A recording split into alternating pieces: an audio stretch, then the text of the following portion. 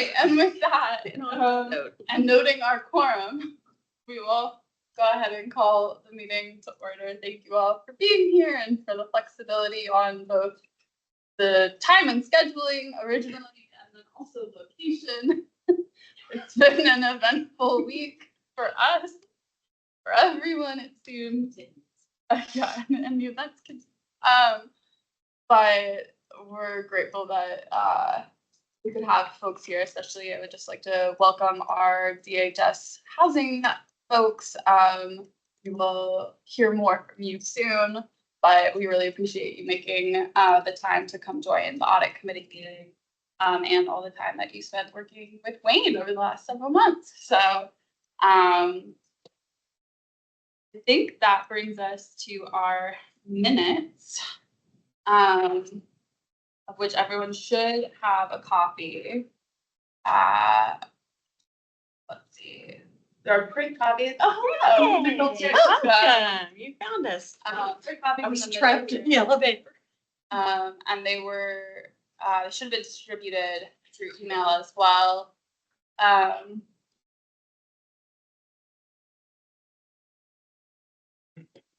Give people a couple seconds to take a look through. Are there any, did anyone walk in with edits prepared? I provided them ahead of time. With mostly my team that spoke last time, so Wayne extended me the courtesy of reviewing it in advance. Great. That seems so. My favorite part of the meeting is where you go. We find the one comma that someone missed. I'm supposed to get extra points for always. Yeah. Sorry. It's a demonstration. It's a public demonstration of your attention. So appreciate it. Gives all of us much confidence in our staff's abilities. But, all right, I didn't see anything when I read through. Yeah. Oh, Okay. I think so. Okay. You're not gonna say for me? He's got some things to do. Just a few. Just a few. So, okay, no edits. Going I don't have any edits. I actually would like to move. We'll give Thelma a second I'm sorry, Thelma. to read through.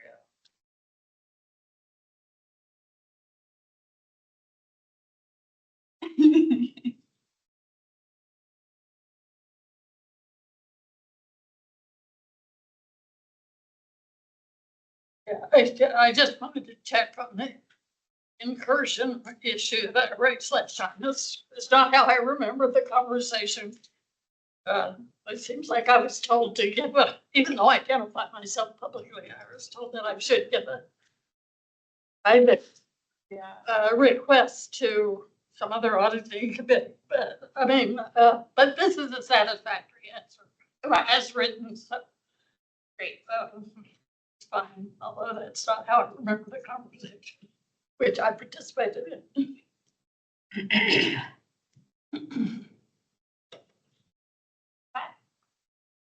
That, do we have a motion to approve the January 2025 audit committee meeting minutes? Is there a second?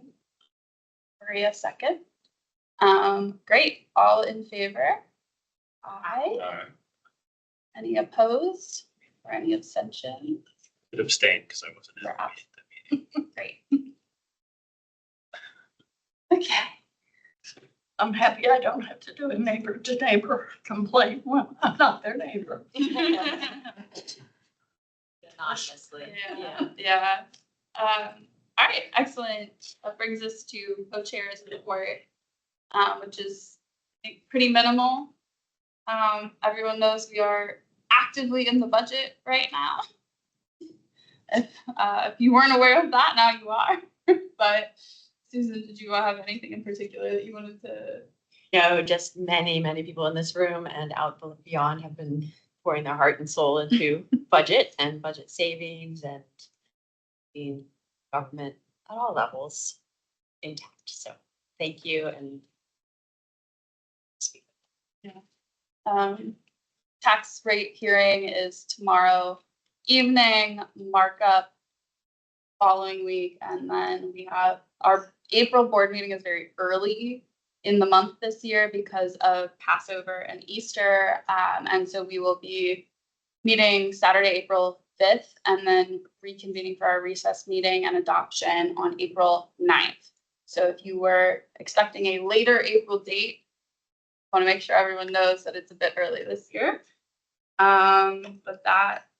And we think it's all going to be at Central Library rather than Yes. here, though that's still to be confirmed. All of those things are currently being triaged when it comes to locations and making sure that we have adequate public forum, but also adequate notice of where we will be. So this has been quite the pivot over the last. And just for your information, I mean, this will change, but our current estimate is that we could be back in the Okay. first week That's of better May, than I but we will see. We're having environmental testing and all that kind of work being done just to confirm where we are. But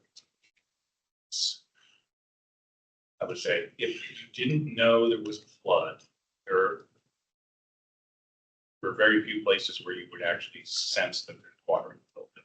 In the boardroom. Yeah, the boardroom is the main place. What happened exactly? On the 11th floor, there was a hot water pipe that was a coupling that had corroded. JBG Smith is the owner of the building. And it burst sometime on Saturday, was not found until sometime on Sunday. So it streamed down the south. Was it behind the wall or? Yeah, it was in the wall. It streamed all the way down to the first floor of the garage. But again, the place that was most affected was the county board. The seats that Maureen and Susan sit. No.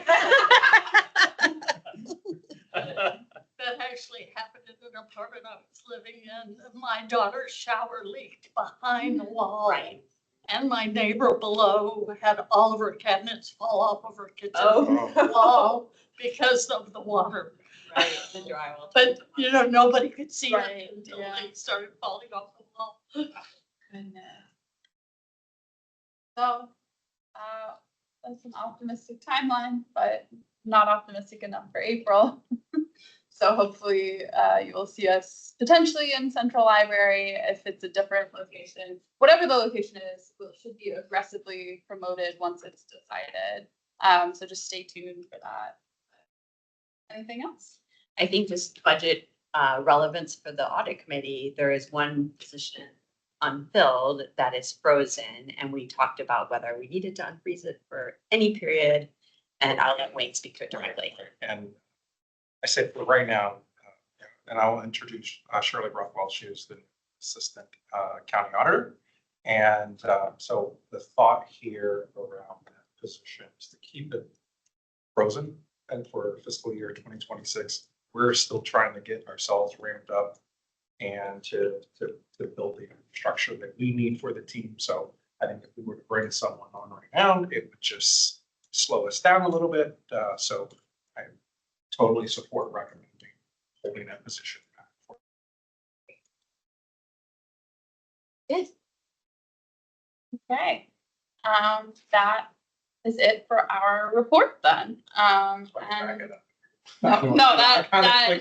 all good. And I'm happy now to pass it to our county auditor, Wayne Scott, for his update. Thank you. So I'd like to give an update of the audit work plan for the fiscal year 2020. Kind of what things are underway. You'll see on here AuC, which is an abbreviation. You're going to start to see a little bit more, often. And so just kind of think about it. Like when you I kept writing out county audit, the county auditor, and it's really coming on, and eventually having a larger team, it made sense to kind of talk in a more general term than just saying county auditor. So you'll see AuC kind of throughout. Start seeing it in reports and updates. Office of the county. He's laughing because I read one of his reports and I'm like, oh, see, What is that? So what I'll do is just kind of walk you through the work plan, given you just an overall, just at a glance where things stand, and move into the audits that are planned and ongoing.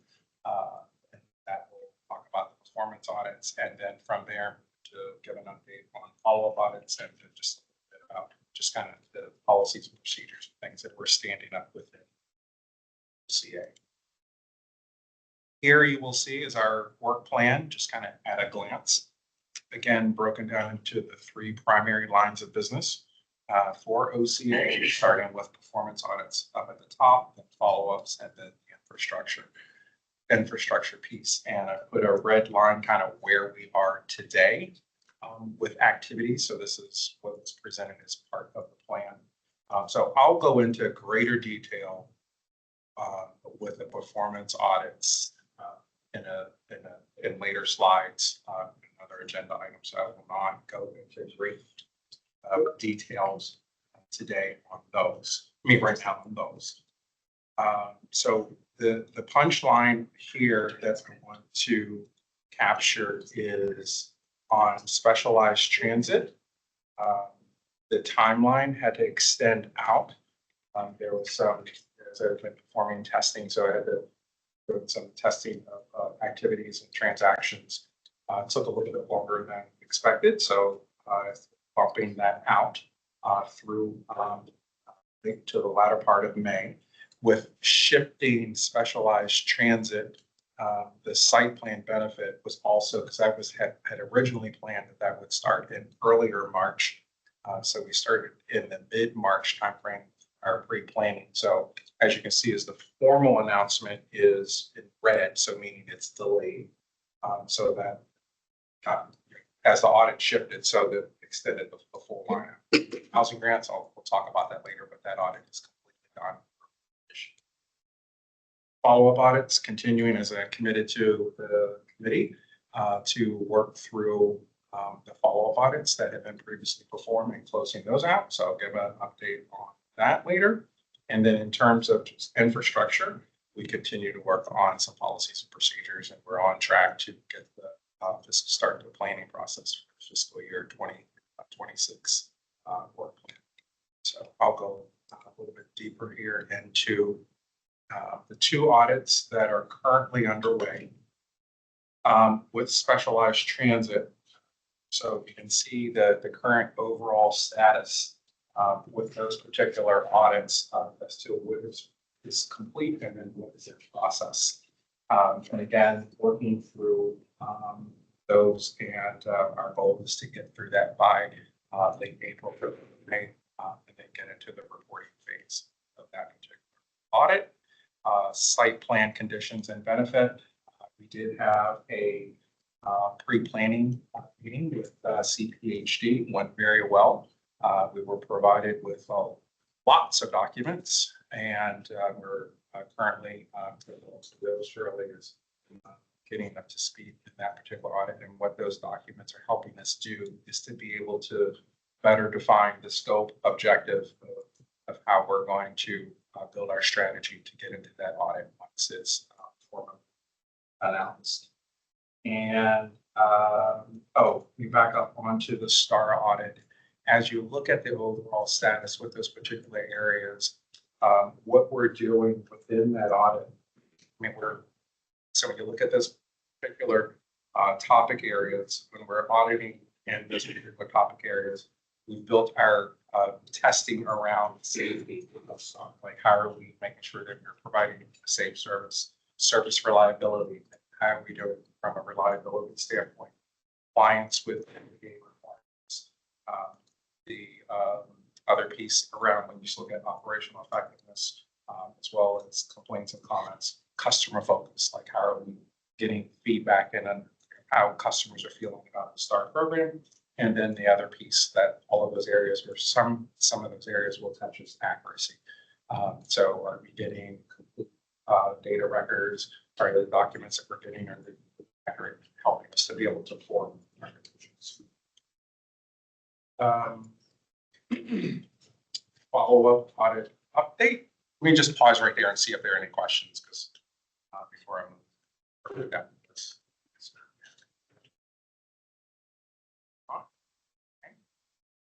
I will talk about the follow-up audits. So in terms of follow-ups, we have recall, there were a number of audits that we had to complete. There were 22, if you look at that column there with the open recommendations, there were 22 open recommendations. We're down to 9 for the audits that we still have underway. So what is underway is the emergency communications, and Shirley is working on that. So she turned over to Shirley here in a bit to give an update on that. But police overtime is another one that been working with the police department on getting the check the status of those. So those 2 will close out relatively within the next month or 2. And then we'll somewhere very soon, I want to get nonprofit underway and be able to close that out by the end of this cycle. Shirley? Yeah, sure, yeah, thanks. So the Emergency Communications Center overtime audit had 3 recommendations that were still outstanding. We took a look at all of the material that had been provided and the follow-up activities documented by the prior auditors, and what they said and what they were looking at. And went back to the report and like got around to what was in that document, and went back to CC with a couple of follow-up questions. There was one recommendation that had to do with timeline of training, shooting the timeline. So that's the documentation about what their current timeline is. And the other 2 recommendations had to do with the non-emergency line. One of them had to do with adding a reporting to the non-emergency line, which they had told the last thing that they could not do. So should see if that's still the case. And the other one had to do with number of recommendations that they were implementing from the prior study of the non-emergency line. So we're asking them, they gave some documentation to Chris before he left. We're asking them that your response to that recommendation. So those responses are, we do that from this Friday. And we'll take a look at them. We anticipate closing out of them. And in a few minutes, at the next agenda item, I'll go deeper dive into the recently completed Department of Technology Services audit follow-up, as well as the management follow-up. That means we really only have 2 follow-up audits that are untouched thus far. 1, actually 1. Okay, good, great. Chugging away. I should know the answer to this, but is there a best practice time frame for how long audit items should be open? I know these were under Chris and there's been, but just going forward, when you open an audit, you meet with someone and develop the recommendations, have conversations, do you generally tell them, if you agree and there's a way forward, we're aiming for a time frame. Right. We'd like to see something by X. So there's going to be a change in approach of how all audits are going to be done going forward.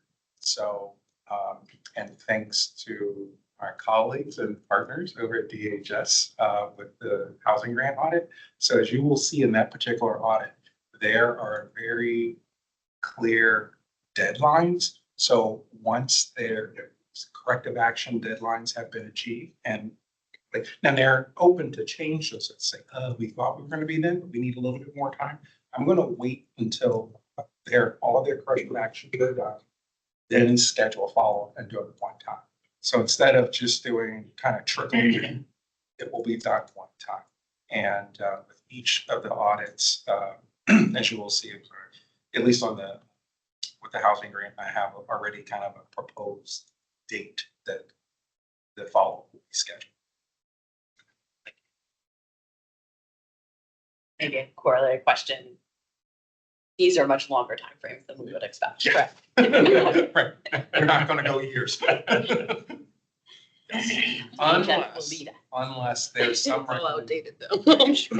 unless there's some recommendation where it could be a system implementation where it, but it's in my experience, it's generally where you can break down the recommendations in a short time.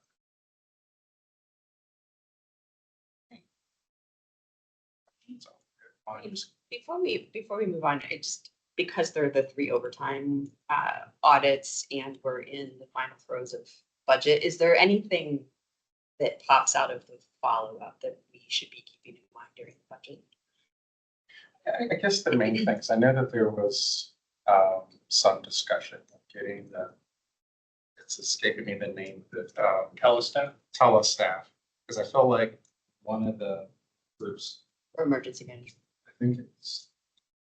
I think it's fire, they were a bit getting, I don't know if it was telestaff or but they have it. They- I think it's already budget and it's already done. I don't think from a Yeah, my comment's gonna sound a little bit gratuitous since the audits were done 5 or 6 years ago, but the original intent of the audits was to try to, I think, look at what were the root causes of overtime Right. and what kind of changes could be made to make the reporting more effective. I think that the result was that Chris ended up spending a lot more time talking about getting the reporting accurate, summarizing that.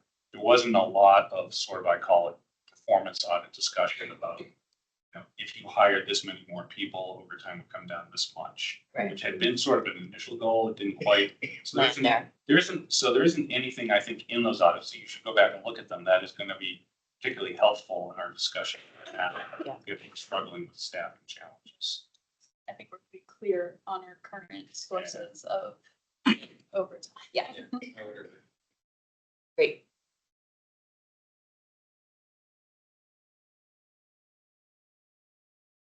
Hey, a bit of just kind of what's going on around within AuCA. So introducing Shirley. So very excited to have Shirley on board.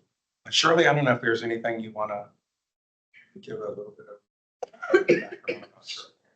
Experience. So I have been in the what we call the community 29 years ago doing auditing, and I kind of made a little bit of a career shift to getting into internal process. So inwardly focused as opposed to outwardly. I left GIO after 29 years, and I went and worked for the Inspector General's office to set best choice, but great organization, but man, timing wasn't that great. And I was their director of process for 8 years. And since I was well ready and eligible to retire, I saw some handwriting on the wall. I decided to try for this position. I had always thought about maybe, kind of county, done a lot of volunteering things for the county. I was the chair of the commission for a while, so I really love Arlington County. And this has just been great. And I'm loving working with Wayne, and I'm loving being back auditing and being part of the county. So that's been great. Glad to have you. Yeah. So already hit on the senior auditor position, so recommending that we freeze, which again, as I said, it just kind of will help us to get ourselves up to speed and some of the things out. Part that's built out. The other big thing that we'll be starting on very soon is working on developing the 26 work plan. So we will initiate some of the plans for that in coming weeks, and then start some discussions with county board members in a series of 2x2 meetings. Also talking with Mark and some of his key leaders, and to start working on it to develop the plan. The plan will start 7/1/25, so to fiscal year to 2026 work plan. So excited to build that out. So we'll see more performance when I kind of forecast that out. We'll see this work plan was a 9-month work plan, which included 3 performance audits and the various follow-up audits. So we'll see more performance audits scheduled for fiscal year 2026 with a good team of 2. And so I don't see a lot of time on follow-up audits because most of them will have sunset. There'll be a much smaller universe of follow-up audits for 2026. In terms of developing our policies and procedures, so getting our policies and procedures, Shirley has been a big help in that area. One with I've already started rewriting the policies and procedures that were in place. Same broke, I got to write my own policies and procedures. I thought it was something in housing greens. I'm something. Audit's the auditor. Oh, it's coming.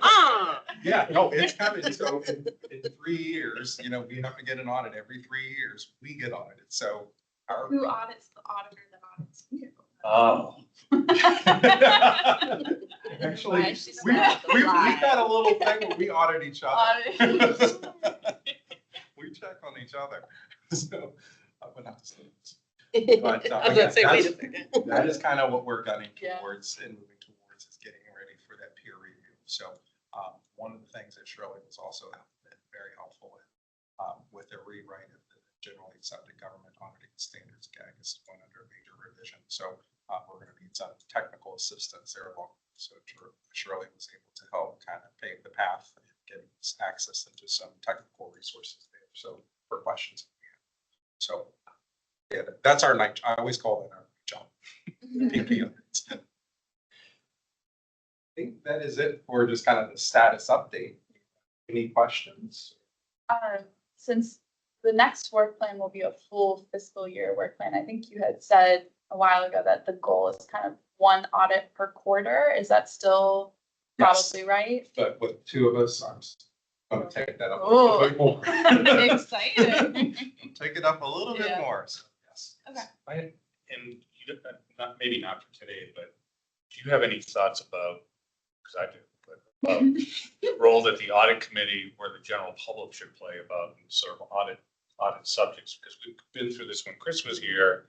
It was I thought a overly lengthy and involved process of like trying to solicit thoughts from the community, which I think slowed us down. At the same time, I think that we can't ignore some things that are brought to our attention, and maybe you haven't given full thought to that because I know it's still a few months ahead, but. No, I've given, I mean, I know that we have community members on the audit committee, and I think it would add some value to chat with community members, that sit on the audit committee as well. But yeah, I want to think that through a little bit more. I will say, once the post came out from Arlington now with county auditor starting, of course, there's a whole host. People sent you. Oh, yeah, I did a big copy and paste. Got plenty of ideas. Yeah, of course, they all had their thoughts, but I did a big copy and paste, but I'm not saying that's the extent of my logic, but just outreach, just looking at what was on our antenna. There's some things, of course, I was like, but yeah, there would be some value of having that element, but I want to make sure it's something that we're not going to start over promising. I don't want us to turn into the complaint department. Audits are not like as even with this work plan that we're under right now, as I kind of went around and started speaking with members of your team, board members, it's not to say, okay, this is a witch hunt, tell me where I should go look. It's not that. It's more about how do we find opportunities that help us improve things. So those are the sorts of questions that we around.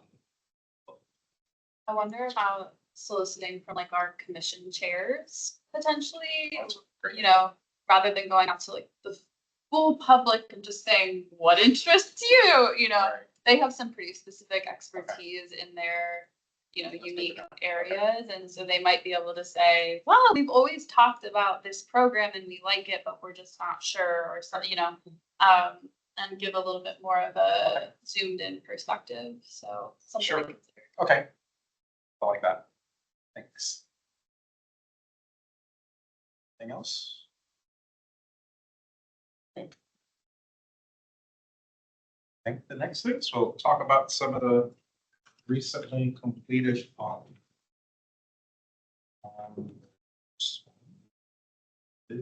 housing grants. But before I go into housing grants, So much buildup. I know. there's more.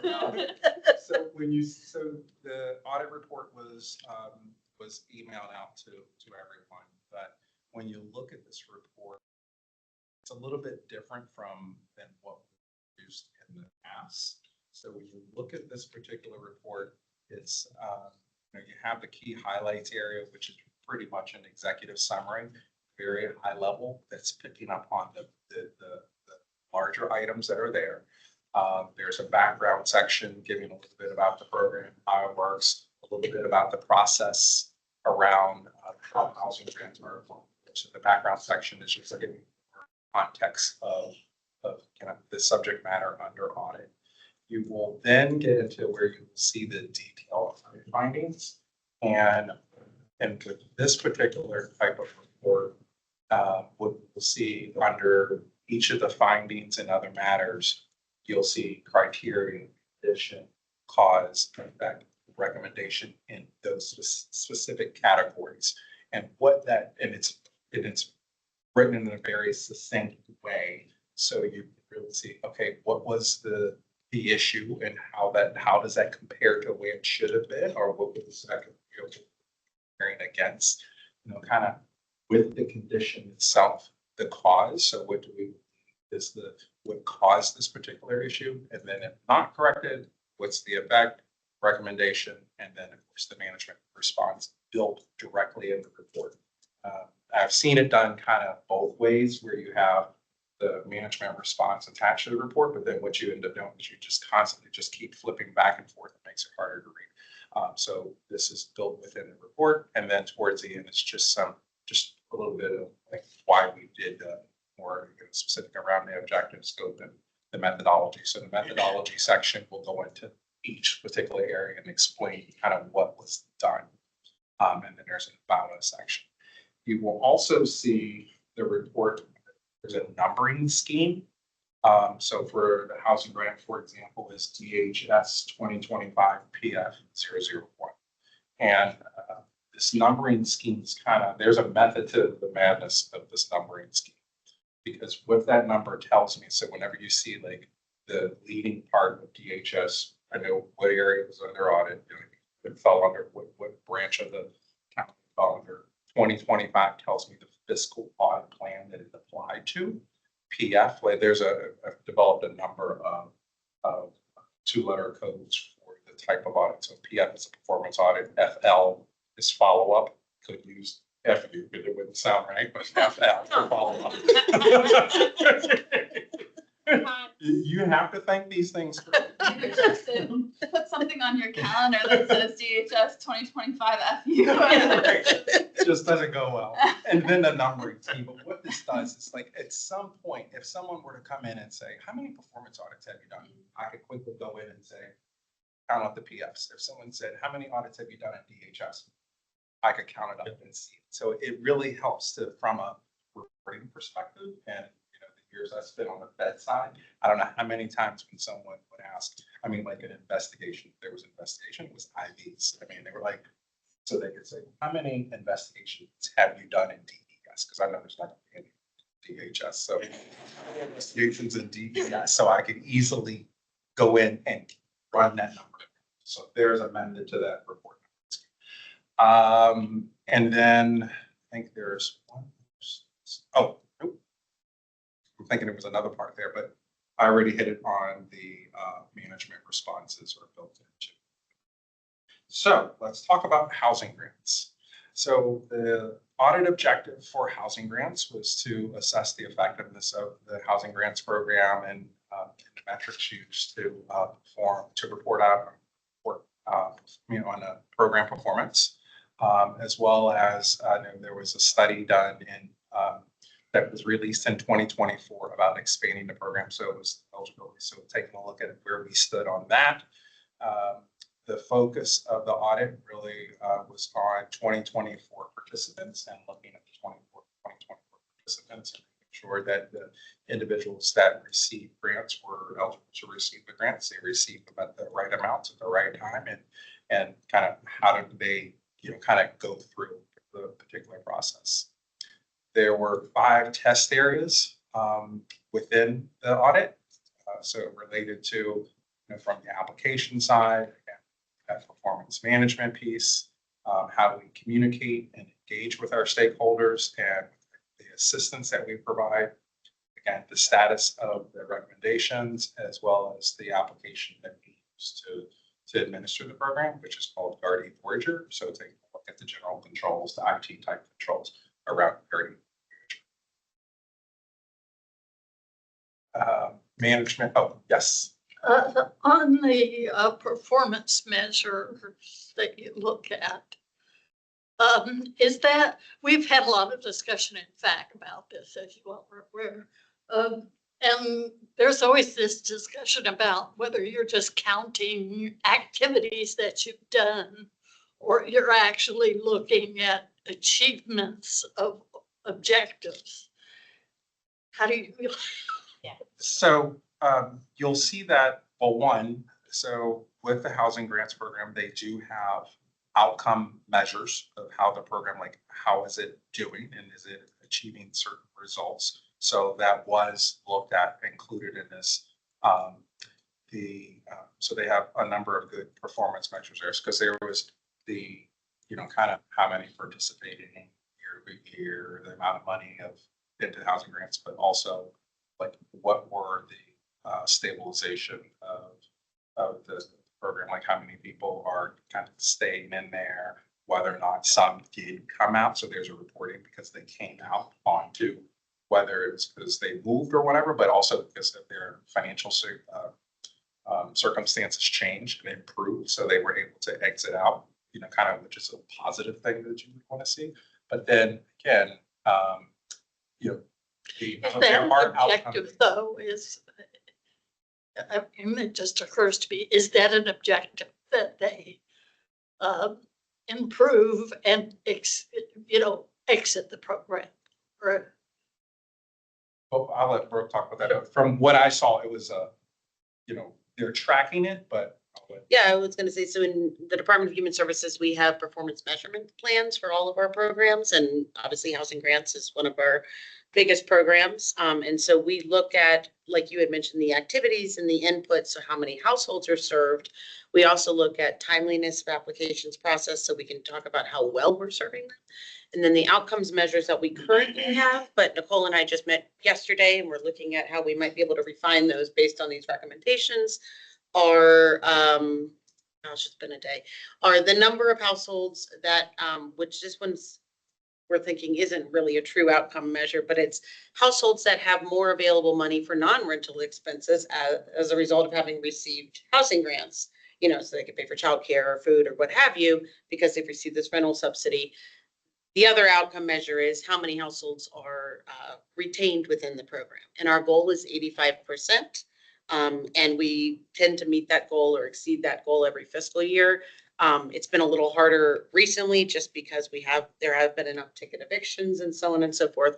But we're trying to look at, and one of the recommendations in the plan, and maybe I'm getting ahead, is how do we better highlight how in the Affordable Housing Master Plan, how the Housing Grants Program contributes to those goals. Because there are a lot of units that are 60% for 60% AMI, but we know most of our housing grant recipients are at or below about 30% AMI. So one of the outcome goals is really making sure, low income Arlington residents are able to sustain their housing and, have affordable and stable housing, and deepening the affordability of units so that, if they are below that 60% AMI, they might still be able to afford the unit because they're receiving the subsidy. So we're working with CPHG to kind of refine some of the measures in the community, in the Affordable Housing Master Plan, as well as potentially in our performance measurement plan internally. We could look at eviction rates across Arlington and say, what percentage of housing grants recipients get evicted in comparison to what percentage of people in the overall Arlington population of similar income levels or what have you are being evicted. It's just hard because eviction data is limited and we can't see income levels of people being evicted. So we're still exploring, but we do have outcomes and aren't just counting inputs or activities. But I think we could refine those, and Wayne has helped us see what ways in which we might be able to do so. It seems like the pilot new program is a good area. Start to develop. All right, the the new population that's eligible. Yes, They're frankly younger and like. yeah, and that'll be It'll be interesting. it will be interesting because it's also only a 3-year cohort. That's gonna be. So we're not going to be comparing, like, the sustainability will look a little different with that population unless they're able to bridge into another eligibility category. They're a youth aging out of foster care, but then they end up having a kid, and so they might meet the working family requirement or what have you. But yes, we're actively working. I've had 3 meetings this week to discuss follow-up stuff for this housing grant audit. So thank you, Wayne. You're welcome. Just kidding. We loved working with Wayne. Seriously. Before we move, Brooke, did we have you introduce yourself? No, it's okay. No. Why don't you do it? And I know you have a couple people Mar- on the line as well. So I'm Brooke Hammond Perez. I am the Economic Independence Division Director, which the Housing Grants Program falls in. And Anita Friedman would usually be here. She is the Department Director, but she's out, so I am her proxy today. Yes. And then 2 people online. Oh, yes. We've got actually 3 DHS staff online. Nicole Jula. Nicole, I don't know if you want to introduce yourself. I hope I'm not calling. There she is. Hi, everybody. Nicole Dula, I'm the Housing Assistance Bureau Director under Brooke in the Economic Independence Division. Thank you. And hi, Wayne. Hi. And then we have Michael Dharma or Irwin, Michael Dharma, do you want to introduce yourself? And thank you. Sure. Hi, everyone. I'm Michael Dharma Irwin. I'm the Quality and Administration Division Director at DHS. I oversee Jan, who is our internal auditor, and I'm really interested in the performance measurement conversation. So it's good to see you. And then Jan Longman. Coming camera. Hi, I'm Jen Longman. I'm the compliance officer for DHS. Hi, Wayne. Hi, Shirley.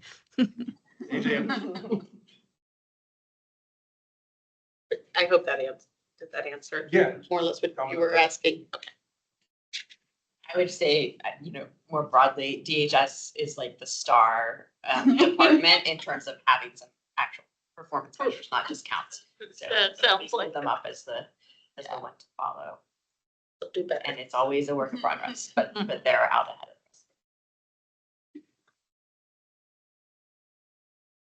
us. So management, so all of the findings have been reviewed. Management, there was agreement with all findings and recommendations. Based on the current schedule, estimating that around 4th fiscal year 2026, then coming back and doing a follow-up on it around that time. Now, keep in mind, like I'll come back and check with DHS if they say, oh, we need a little bit more time to implement a particular recommendation. So then I would just push it back to the next quarter. That's generally the time. So I can go through very high level the various findings that were noted. So you will also see the corrective action date. So actually finding number 1 is what we really just talked about, having program performance measures. So right now they're not aligned with the Affordable Housing Master Plan. So so this finding is getting the outcome measures linked into the Affordable Housing Master Plan. So today there wasn't a framework to do that. So that's what that we had one of the meetings during the audit to start the effort, and then the DHS team has just gone back and continue those efforts to continue on that particular finding. The second finding was about operating procedures that were not documented, but this was something that we had discussed right at the beginning of the audit. Something they had planning to do and they were starting to do, but the discussion was, well, kind of hold back until let's get through the audit and then continue the effort, because there's likely going to be some things that we could talk about, like how to document those procedures and to get those through.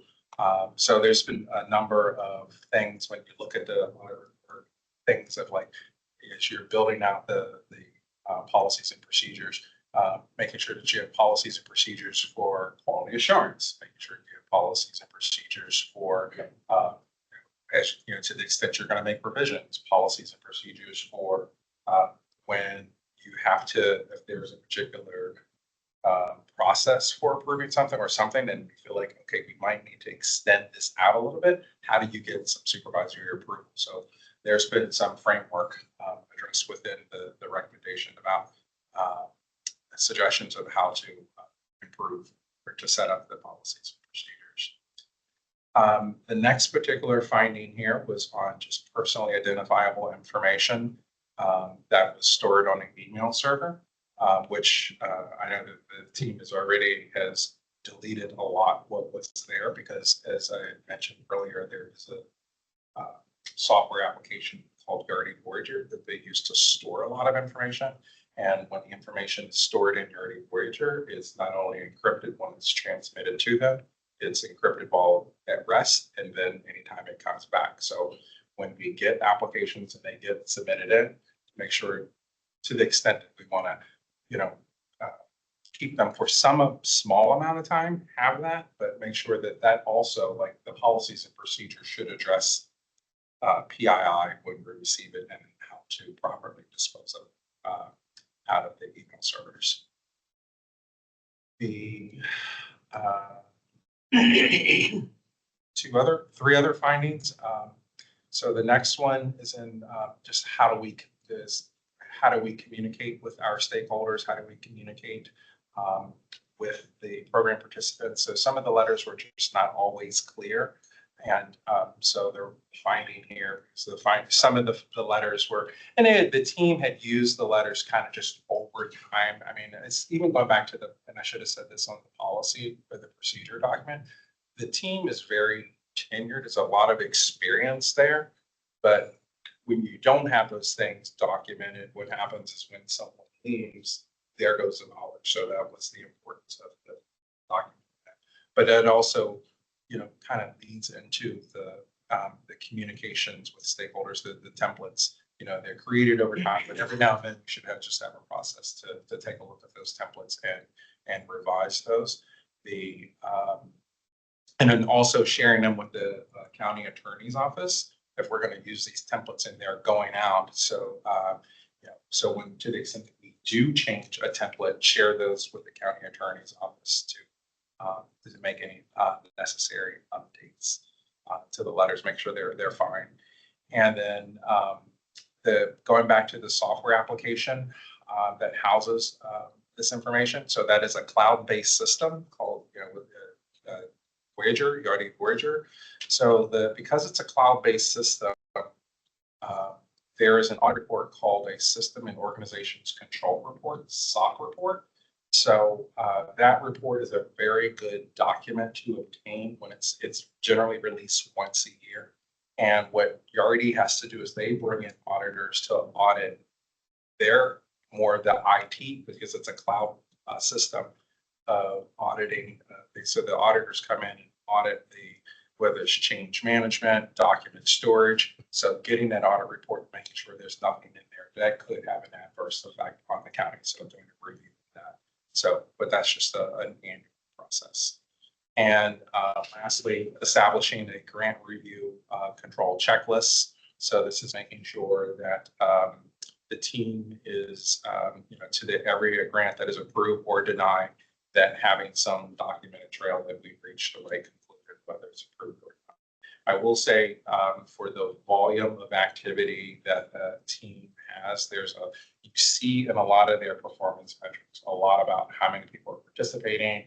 It's a huge program, over $15 million of a program.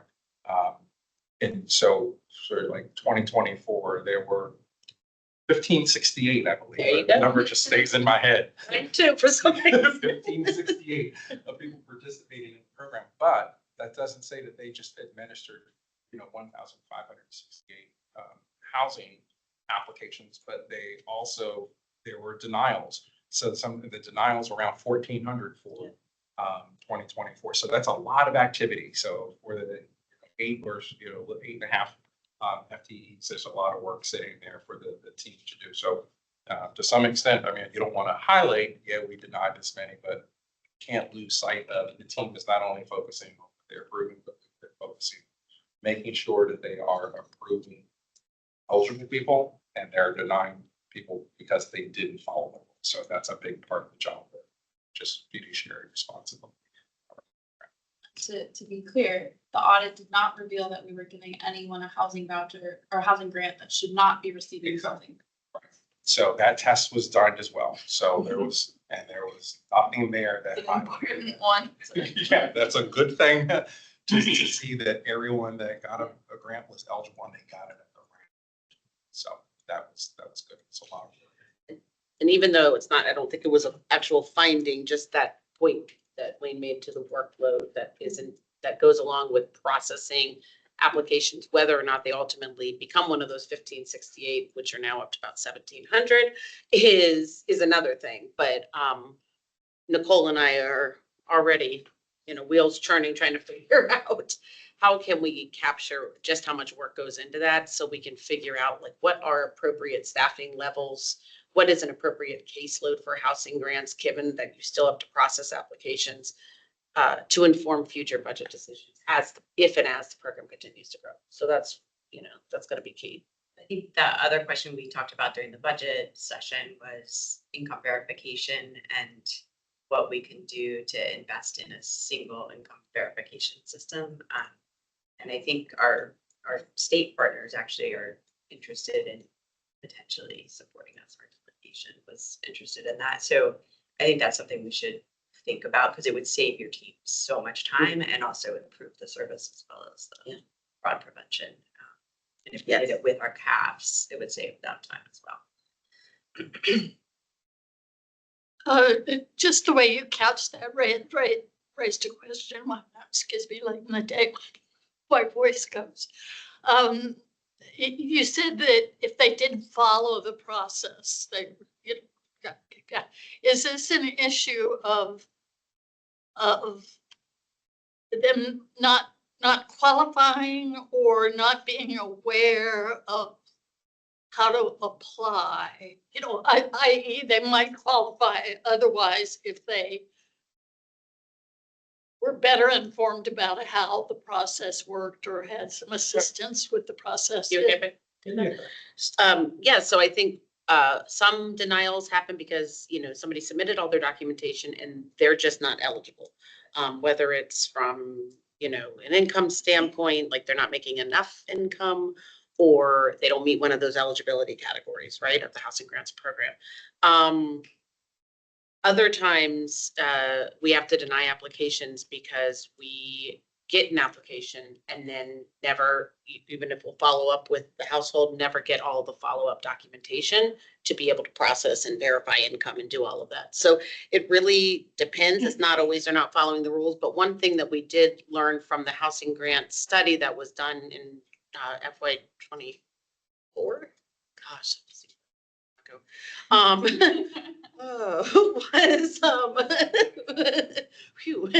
was that there was confusion around the housing grants program. Who is eligible, who isn't in the community. When we, did focus groups and surveys with stakeholders, even county staff, there are people even within DHS, but in different bureaus or divisions that weren't sure. So one of the recommendations was to hire a housing grants navigator to kind of help households who need that extra help in applying. And so that is something that we are hoping will still happen in FY26. Yeah. But the audit didn't find that people had found a way to get around it, or there were any kind of problems on either of those two examples. Yeah, and the other, like when we were talking about the denials, so if someone is denied, they will come right back and apply again. And okay, well, let me submit, the additional documentation or something else, but they will come right back and apply again. So it's not like they have one bite at the apple. They can take another bite. They did not take another bite. Until you could see whether they qualify.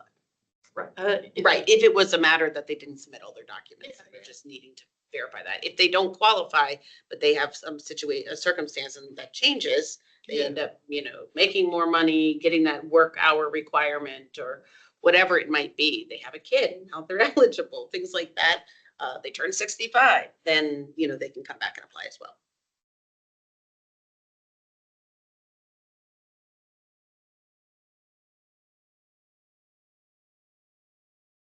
Any other questions on housing grants? Make a general observation. Sure. So, first, I like the new format. I felt like I learned, like I look at the budget when we go through that exercise, but I couldn't tell you how much it was. It's like, okay, yeah, it's 15 and this is the groups. Like, so I like that background. Oh, On top of that, I guess I would say in some ways I viewed this one, I know it's the first one, but kind of as a poster child for me. I was like, oh, like this hit a lot of areas. There's like a little bit of the SOC issue. You have a really experienced staff, but if all of a sudden 5 of them left, you're in real trouble. You have a little bit of a balky cyst, like all these, there are all these things where, there are all these things where like it could go bad quickly, right? So I was like, oh, this is neat. This kind of hit what I wanted or what I would have hoped to see. So I guess this isn't fair to you, but I'll flip it the other way. Like I've always taken the view, like he's a partner and he's helping you. So like, how would you describe how this helps you to like an average person? Like, what did this do? Because the average person doesn't get it, but like to me, this was perfect. This is great. Yeah, I will say, I welcome Wayne if you want to come and people might not be happy with them, but they don't know. But if you want to come and look at any other program definition, by all means, because I think what it is the housing grants program has been in DHS since '92, has never been audited before. They're all locally funded staff, so a lot of times it's hard to staff up, enough as the program has grown over the years exponentially. And we don't have like an internal QA position or, and Jan's team, is beyond capacity with just everything they are already doing internally in compliance. And so this to me was like, we could have hired a consultant to come and review our program, but we got Wayne to do it for us for, I guess, somewhat free. It was great because honestly, it was that deep dive that I wish that like I would have time to do as a manager or something, and you don't have time for, and That's great. yeah, I really felt like it was, and I'm not just saying this, like, when the audit, and you get an auditor come and talk to you, it's like, oh gosh, and you're on pins and needles, like, and it is that kind of like witch hunt, like, oh, what have we done wrong? And I didn't feel that way at all. Like, obviously I don't think any of these findings were egregious, but at the same time, like we agreed with everything and it was like, yeah, you're right. We do need to do X, Y, or Z. And this has just prompted us. It's helped kind of pinpoint what the key areas are that we need to improve. And it's saved us, I think, a lot of time and headache long-term. So. Well, that last point that you made, I think is a real plus to your team, because not having an audit since '92. We're not being audited ever that I'm aware of. Yes, Since '92, it's been. and only having these types of issues raised is Right. real comforting. We have had the us looking at it from the outside. Yeah, we have had the benefit of having the housing grants manager, Amy Yorsick, in her position for a lot. She doesn't like to say how long she's been here, but a long time, 40 years. 5 or 6. She must have started when she was 5. And she is retiring next month. So that's why actually, and we're actually getting on a lot of these action items sooner, just because we want to pick Amy's brain and have her write, basically do a brain dump onto paper so we can flesh out these SOPs. So we've been fortunate to have, staff that have been with us for a while, but that is changing. So And I'm really glad to hear that, though I would also ask, is there anything you would want to have done differently a second time around, or anything that could use your time?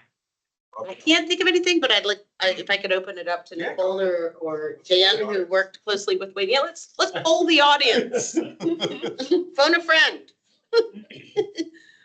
I'm not sure if Nicole has anything, but I think, and Wayne and I have talked about this, there are a lot of things that went really well and continue to do that. I mean, we set up a Microsoft Teams communication channel.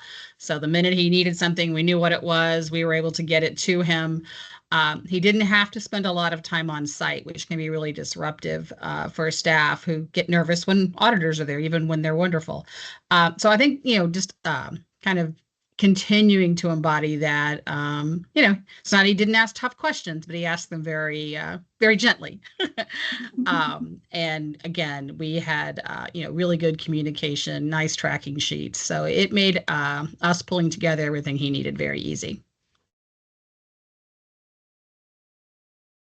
I have a question. First of all, thank you for doing this, and I thought it was excellent.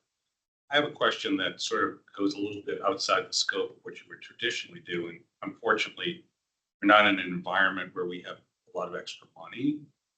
But you did take a look at the analysis that was done in 2024 about expanding the program.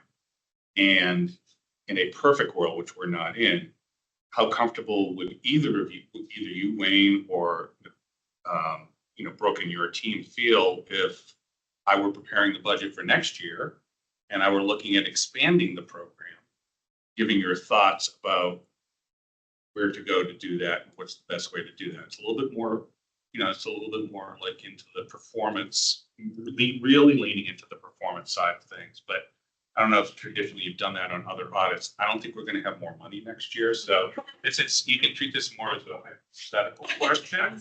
But no, I mean, since it went so well, I mean, one of the things I don't have time and I don't have staff to go in and say, hey, if we took this next chunk in the housing grant program, which is the chunks we have not touched are fairly significant. If you have thoughts about how we approach that. I mean, And I think you might get that question from a county board member or a member of the community. So, but I think that piece of going around finding number one, of taking those outcomes and linking them into the affordable housing master plan, I think that would help to start to shed some light on like, oh, is there, as we start to watch the data, how we're doing with outcomes relative to the goals of the master plan. It could start to highlight particular areas that if we do want to increase where we should go, or maybe make other revisions. I think that will help to frame to the answer to your question. And I would encourage you to get to that point first. Okay. Of looking of linking those. But I think I was excited to see like the performance measures of and how they are outcome based, because you can see, we have this many in the program, we have, patient processing time. That's great. How is it achieved goals? If we expand, we need staff. Well, no, but I'm It's gonna. nodding bigger. The tools, like another tool. Yes. Yeah. Make Yes. like if Yardi was a little bit more dynamic in a way where the applicant could fill out the form, upload the forms, and it's checking some of the Yes. And that's time and money too, just because it's building out a system within a system that we don't own. So yes. Right. And Nicole, did you want to Yes. add anything on how the audit went or expanding housing grants? What I could do differently. Yeah. No, just come back. It sounds like you're gonna come to that again, right? Which To check in on program, our Nicole? progress. No, We put in a request. No, I think everybody hit on the same points. We've had these conversations, I think every budget year as we've continued to grow, and we've been sort of trying to sustain the growth by adding capacity where we can. And we've been thankful that we've been able to do that. But I think it does highlight where we're on a precipice. If we keep growing, there's some controls that we do need to address here right now, while we have the opportunity. And some of these features like Yardi is the biggest one. We've got a vehicle. We just got to turn on some compartments, right? But we need capacity in order to do that. And I think the recommendations, the findings overall, I mean, I'll take any day, and we're ready to get to work. And I'll say this as an auditor, speaking as an auditor, a lot of what in an audit, and I'm sure I can attest to this, you really, you have to use professional judgment, objectivity, you have to know, kind of being able to assess, the openness and transparency with the team that you're auditing. And I tell you, the team was from my side, they were a joy to work with. I mean, I never felt like I was like, I don't believe what you're telling me. I gotta go deeper now. Like, I never felt that way with the team. So I felt like, and when I first came in and said, okay, can I get your procedure document? And as soon as they said, well, we don't have one, we were planning to do one, we started one, but we don't have it. That built a lot of credit. Just open up the answer sheet, like what makes an auditor happy? It's when you have conversations like that, because it shows that the team is really embracing the concept of it's not a I got you. We're all in this, we want the same goals for the county to do extremely well. I think one of those points, like in terms of this kind of being like a sort of like a gold standard, I think it really, to me, I have a lot of trust in our staff, but with a $15 million program, like you just never really know until someone goes through all of the data to look at it, that money is being spent correctly. And I think it's a huge shared value of our community to support housing, make sure that our vulnerable populations are protected and have somewhere to live. And also to be able to say, we're spending your money responsibly. It's going to the people that we told you it's supposed to go to. And it's all laid out in a report that is approachable to just like a normal, I'm not an auditor. I'm also not a programmatic staff that would have all of this background information. And I think it really, I think a report like this builds a lot of trust that like Arlington County, is being quite responsible. And that doesn't mean there aren't always things that are going to be able to be improved, but the things that, we found are solvable, all things considered, pretty small problems that we're going to get a handle on and come back in a year or so and hopefully be able to check off. So I'm so glad that this was your first one to put out. I think it set a really nice tone. And, yes. And I will say that everything I've heard from staff going in both directions has been so positive, and that also I think is a huge credit to Arlington's staff community of just the responsibility and professionalism and good people that we have here and in DHS. Yeah. That's me. Yeah. Can't hide now. Does anyone else have more to add? Questions, comments? The only other thing I would add is kind of a corollary question about the budget. It's not directly. I hate to say it, but you might want to scenario out a black swan event where all of a sudden the applications just double, just for the sake of it, right? Like just fly by. no. Like it's important to be just if someone asks, someone may ask the question, wow, what if Everything went wrong. What if everything went wrong? What if there's How many more people do you need, and how much? Sort of did one version of that, Right. Right? You guys drastically increased with no capacity and. Yeah, and it was painful. I mean, that's what I want to. That's exactly, being able to articulate, at this number, it's pit. Yeah. Right. So if that's just some, not for this, but it's just kind of a. Right.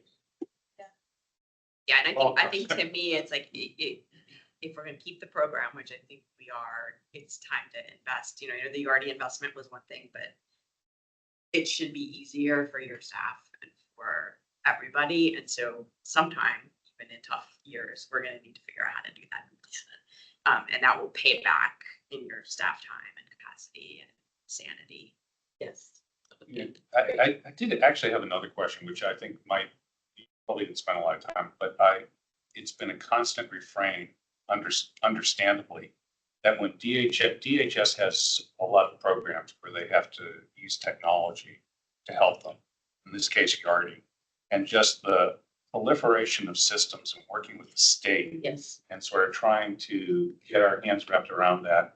It has been a frustration of mine for many years about how to work our way through that. So I don't know if you had any sort of like gratuitous observations about that, which I would welcome. Or suggestions Or of how suggestions. we can get to one system. Well, I think David talked about like 14, how many, 14 systems of record. Nicole, how many systems do you have? Jan would know our number of systems of record. And that way Michael Dharma is the expert, but yeah, I mean, the challenge is the state doesn't let us use other systems. So even if we could get down to fewer systems, we would always have at least 20. You know, how many do we have, Michael Dharma? We have about 10 major systems, but counting all the small systems we use for one-off projects, it's more like 70. So it's a huge number. Oh. I know for each of the housing programs, we have at least 2. It's not ideal. You're gonna find a sock recommendation. Yeah. yeah, no, that, We're gonna be able to automate the audit. Self-populate. well, that's what I was like, should I do like a broader, whenever we're using cloud-based, Yeah. a broader I think so. SOC Yeah. audit? I think don't after you think do I- two. But I've said to the team, get to the next soccer board that they need some help. That was a life that I had there for a while, was reading the soccer boards. Well, one of the challenges we have is that we work very hard. We have, I think Michael said 70, think about it.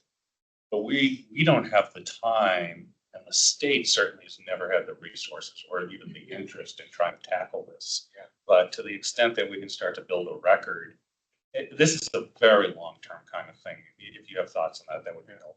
Well, I mean, like, but going on that IT part of like the cloud-based system, for me, when we were talking through Darty and started hearing about that it's holding PII, I always think of these systems as from that mission critical piece, confidentiality, integrity, availability of these systems.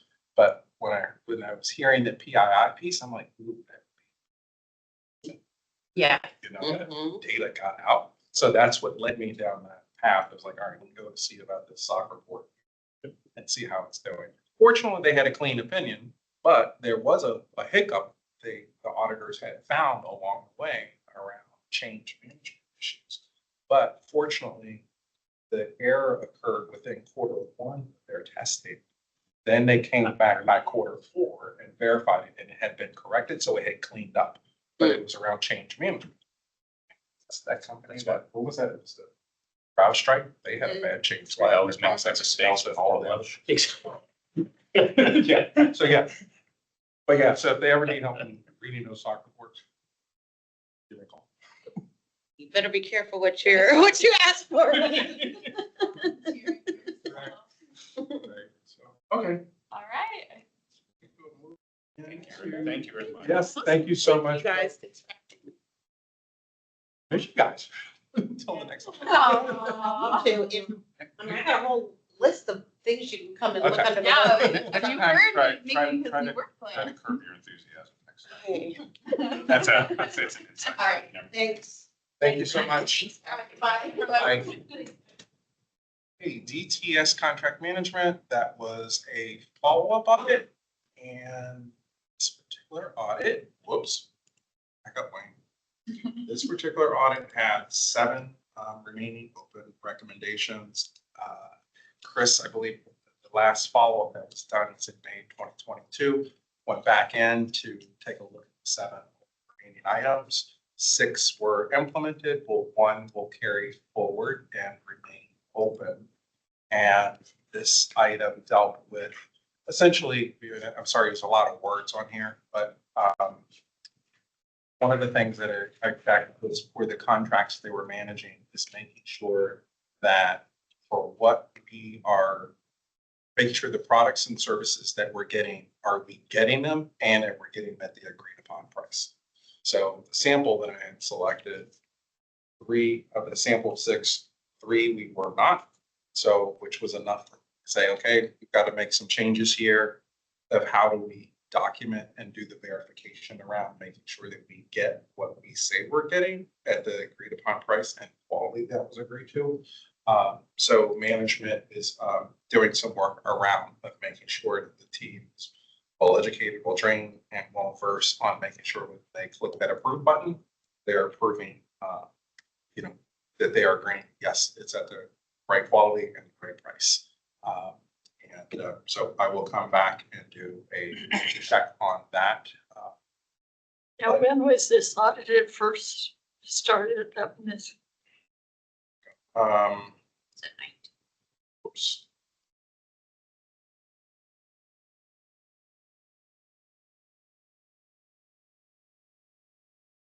That follow-up, that audit was originally done. Yeah, it was part of their 2020 audit work plan. So it was back from 2020. And that, of course, you don't see the 7, so. I mean, it just seems like a long time.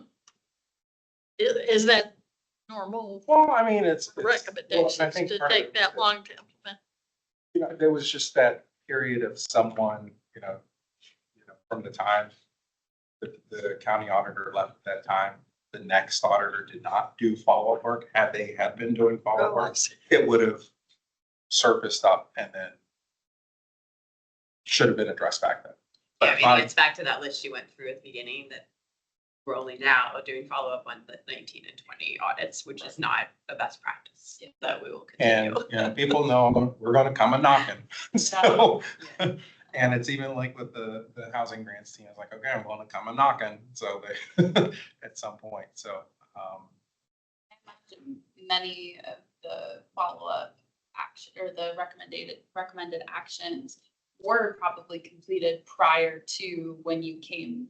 It's not like they just started because Wayne decided to follow up on them. It's just that it was never documented which things had been completed or not because no one had ever. Well, I guess the first part of that is the most important. How quickly did they Right, respond? yeah. Right, Rather than how quickly were they caught? right. Yeah. Not responding. Yeah. Right.